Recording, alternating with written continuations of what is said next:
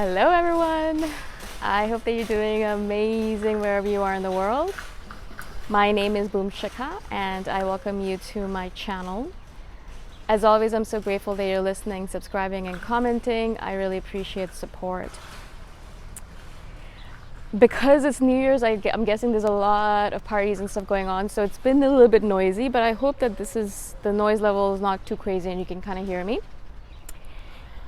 So in this one, I wanted to speak to you about hyper responsibility. Now again, I don't know if this term is commonly used or common to your verbiage or is something that you are aware of. In general, particularly in the context that I'm using or in general. But the term hyper responsibility is something that I've been thinking about quite often recently, because I think that it is what is lacking in a lot of people in general.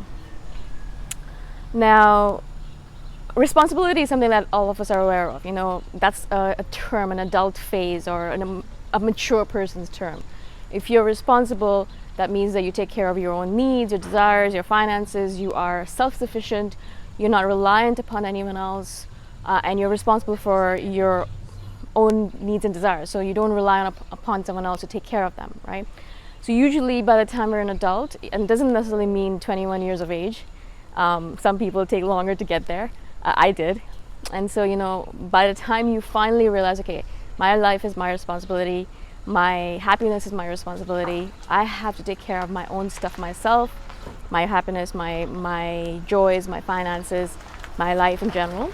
And so once you realize that fact, that's when you are officially labeled an adult, right? So responsibility is something that most of us, a lot of us are aware of. We know what it means and we know how to gauge it in a person, right?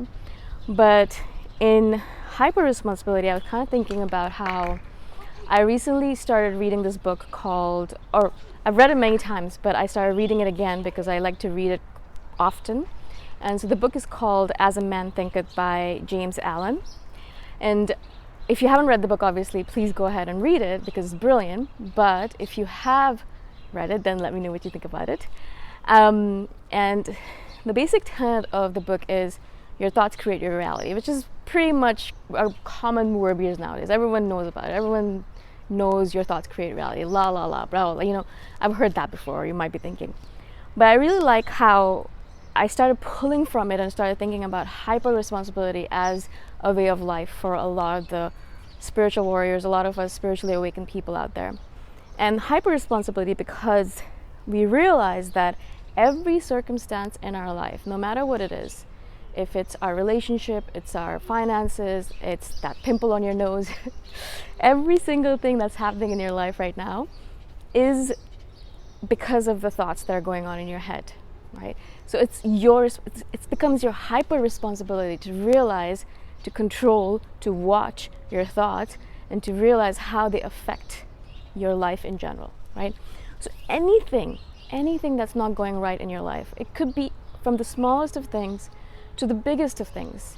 Any little thing, any big thing, anything that's not going perfectly in your life is because of some blockage in your thought process. It's because of some blockage in the way you think about that particular aspect of your life. For me, this is hyper apparent when I notice the way my finances run. And I do notice that when I am thinking positively about my finances and I feel relaxed about them, when I feel like everything's going perfectly fine, I have more than enough money coming in, and everything is okay with my finances, I notice my finances go at a smoother pace. They feel like they're okay. You know, I don't have to worry about anything. But as soon as I start worrying about it because something happens, someone says something, and I all of a sudden feel, oh my God, maybe I'm deluding myself. Maybe I don't actually have my finances under control. As soon as I have that thought, almost as soon as I have that thought, I notice that something happens in my finances that kind of twists or turns and goes into the deep end or into the shallow end, if you want to call it, into an end that I don't want it to go to. Right? And sometimes I'm actually baffled and surprised at how quickly that happens, because sometimes it doesn't happen that quickly, of course, and that's the universe's way of giving us some leeway.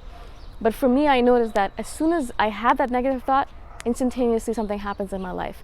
And it's as if the universe is kind of trying to prod me in my back, saying, hey, something's going wrong in your life right now because your thoughts are not up to par. So fix them right away, because if you don't, it's going to get even worse, right?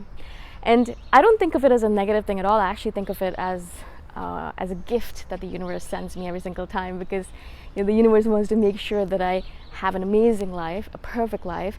And as soon as I start kind of meandering a bit from the path, or I start kind of wobbling a bit on my path, the universe notices that and instantaneously sends me a prod in the back saying, hey, you're not doing it right. You're letting your thoughts go in the wrong direction. Bring them back, pull them back, silence your mind, stop thinking all these negative, crazy things. And then as soon as I'm able to unwobble myself, as soon as I'm able to balance myself again, I notice everything calms down again, right? And as I said, it's pretty quick how it happens nowadays. I mean, it wasn't as quick 5 years ago even, or maybe a few years ago even. I would say even a few months ago. But I notice the more I meditate, the more I pay attention to my thoughts, the more I read, the more I do all of these things, I notice it gets faster and faster and faster and faster. It's like, the pace of manifestation is growing faster. And maybe that's not necessarily a bad thing. Maybe it's actually a good thing. But I do notice that at some certain points, I'll look at it and I'll be like, oh, shoot. It's so fast that, sometimes I'm worried that I might have a negative thought and instantaneously manifest it in its entirety. But again, the universe is good to us. It's good to me for sure. And it does not do it instantaneously. So even if I have a negative thought and it kind of manifests a bit, it always just manifests a tiny little bit, just to kind of give me that nudge in the back, just to give me that nudge in the shoulder saying, hey, if you keep on going on this path, you're going to go into the deep end or the shallow end, you're going to go into a place that you don't want to be in. So stop that now. I'm giving you this warning sign. And I love it because I'm like, oh, right, okay, cool, stop it. And usually what I do in order to prevent myself from going into the deep or shallow end is to, balance myself using the balancing tools that we all have, which is meditation and yoga, right? So as soon as I kind of start noticing, I'm getting wobbly, I'm losing my balance, I'm losing my focus, I feel weird somehow, off balance, I will instantaneously try to do a practice, especially if it's available to me. If I'm traveling or if there's no space for it or time for it, then I'll kind of postpone it a bit. But as soon as possible, I'll try to do some kind of practice. It's extremely important, because it's extremely important to nip that negative thought in the bud right away, to cut it off right away. Because if you don't cut it off right away, it gets bigger and bigger and bigger. And you probably noticed this, that when you have a negative thought, if you don't stamp on it right away, it kind of brings all of its friends and all of its negative friends, they have a huge party in your head, And before you know it, you have all of this negativity going on in your head that a few moments ago or even a few minutes ago you did not. You were completely fine, you were just going about your day, and all of a sudden there's a negative thinking party in your head, right? So you really have to kind of nip it in the bud. And I think that's the reason why the universe sends us these little signs and signals, these warning signals of sorts, to be like, all right, stop that. That's not the path that you want to go down. Bring yourself back to center. Now, of course, if you don't think of it in terms of hyper responsibility, and we're like, well, it's someone else's fault. And if you start playing the blame game, if you don't take complete responsibility upon every aspect of our life, upon our own shoulders, then we start playing the blame game. We're like, all right, well, it's not my fault, it's that person's fault, or it's that president's fault, or it's the world that I live in, it's the time that I live in. If I was born 20 years earlier or 200 years earlier or something like that, then it would have been better. So of course we have all these ways of pushing off responsibility upon someone else or something else. But as the book says, your thoughts create reality. It doesn't say that someone else's thoughts create your reality. It's your thoughts creating your reality. And so become hyper responsible. Bring everything upon your own shoulders. Realize it is you. You're controlling everything. You're responsible for everything. It is you, no one else. I hope this makes sense. Again, if you have questions about this or if you have comments, please share in the comments below and I shall do a follow-up video. But again, think about it in terms of hyper responsibility. Every single time you pass through the world, Hyper responsibility, hyper responsibility. Think about it in that way. If you have any questions, let me know. Again, thank you so much for watching, and I shall see you the next time around.